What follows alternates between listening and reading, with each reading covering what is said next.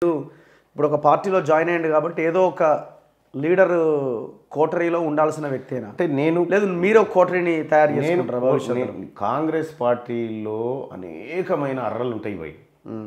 ఒక ఇంట్లో 4 bedroom plot లెక్క ఉంటుంది. ఓ రూమ్ లోకలు కూర్చుంటారు, ఓ రూమ్ లోకలు కూర్చుంటారు, ఓ రూమ్ లెవెల్ కూర్చుంటారు.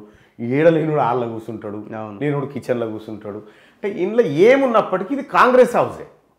ఇంట్లో 24 ఉన్నప్పుడు కాంగ్రెస్ పార్టీలో గ్రూపులు ఉంటాయి, కాంగ్రెస్ పార్టీలో ముఠాలు ఉంటాయి, కాంగ్రెస్ పార్టీ ఏముండయి.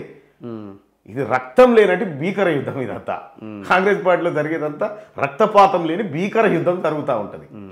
కాబట్టి కాంగ్రెస్ పార్టీలో నేను ఎట్లా ఉంటా అనేది మా అధిష్టానం నిర్ణయం చేస్తుంది. నేను కాంగ్రెస్ పార్టీలో కాంగ్రెస్ పార్టీ అధికారం, కాంగ్రెస్ పార్టీ ప్రజలకు మంచి చేయాలనేటువంటి అంశం కాడ నేనున్నా.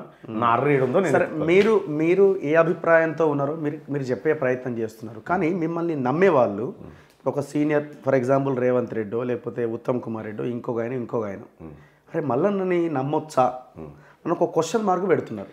ఇది మీ వరకు కూడా వచ్చి ఉంటుంది, బయట చర్చ కూడా జరుగుతా ఉంది. విషయం ఏంటంటే అంత లాయల్గా ఉండగలుగుతాడా ఒక స్టాండ్ మీద? అంటే విషయం ఏంటంటే నేను ఎవరి నమ్మకాన్నో ఎవరి మెప్పునో పొందడానికి పనిచేయట్లేదు. ఫస్ట్ ఆఫ్ ఆల్ నేను నన్ను ఎవరు నమ్ముతారా, వీళ్ళు ఏం చేస్తారనే నాకు అనదు. నేను సోనియా గాంధీ కుటుంబాన్ని నమ్మిన. ఆ తల్లి తెలంగాణ ఇచ్చింది, ఆ కుటుంబం తెలంగాణ కోసమే కాదు దేశం కోసం కూడా త్యాగాలు చేసింది. నేను నమ్మింది అది. వీళ్ళు తీన్మార్ మల్లన్న అసలు ఎవరికి లాయల్గా ఉంటారండి? ఎవరికి లాయల్గా ఉంటారు? ఓకే, మీద ఎన్ని ఆలింగనాలు చేసుకున్నా కడుపులో ఏ నాయకునికి ఏమేమి ఉండాలో అవన్నీ ఉంటాయి. ఓపెన్ సీక్రెట్ కదా.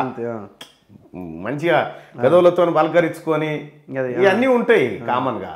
కాకపోతే ఏంటంటే నేను ఎవరి మెప్పు కోసం తిరగట్లేదు. ఆ ప్రయత్నం కూడా చేయను. మరి ఎట్లా ఇప్పుడు ఎంపీగా చేయాలంటే బాగా పైసలు కావాలిగా, పార్టీ పెట్టుకుంటుందా? ఇప్పుడు ఒక విషయం ఏంటంటే రఘు, ఇక్కడ మందుల సామ్యాల్ గారు ఉన్నారు, అవును, బీర్లైలే గారు ఉన్నారు, ఇట్లా చాలామంది ప్రజల కోసం పనిచేస్తున్నారు. తీన్మార్ మల్లన్న చేసిన పోరాటం ఈ ఎంటైర్ తెలంగాణలో మీకు కూడా తెలుసు రఘు, 70 పైచిలకు కేసులు అనుభవించి 100 రోజులు జైల్లో గడిపిన ఒక్కన్నై పోరాటం చేసిన, ఒక్కన్నే ఈ కేసీఆర్ మీద ప్రారంభించి ఒక్కన్నై పోరాటం చేసిన. ఆ పోరాటం చేసినప్పుడు నేను పట్టభద్రుల ఎమ్మెల్సీ ఎన్నికల్లో నిలబడితే నేను డబ్బు పెట్టినా రఘు.